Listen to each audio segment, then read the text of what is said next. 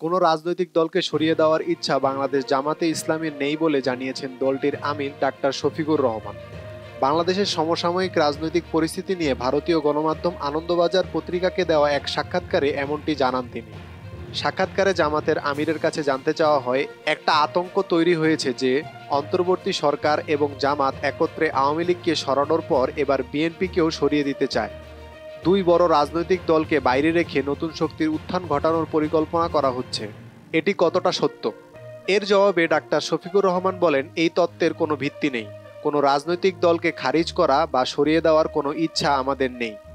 ভারত বিরোধিতা নিয়ে প্রশ্ন করলে জামাতের আমির বলেন, এই ধারণাও ভিত্তিহীন। উদ্দেশ্য প্রণোদিতভাবে আমাদের নিশানা করে এই মতবাদ ছড়ানো হয়েছে, যাতে জামাতের রাজনীতির মিথ্যা ব্যাখ্যা ও বিভ্রান্তি তৈরি হয়। সম্মান, মর্যাদা এবং সম্মানের ভিত্তিতে আমরা ভারতসহ সমস্ত প্রতিবেশী রাষ্ট্রের সঙ্গে সুসম্পর্ক বজায় রাখতে চাই।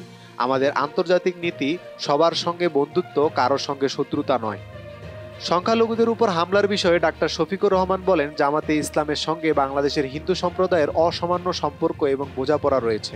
প্রতিটি নাগরিককে সমদৃষ্টিতে দেখা হয় এবং রাষ্ট্রের সমস্ত নাগরিককে সমান অধিকার এবং মর্যাদার ভিত্তিতে সম্মান করা হয়। জামাত সংখ্যালঘু বা সংখ্যাগুরু তত্ত্বে বিশ্বাসী নয়।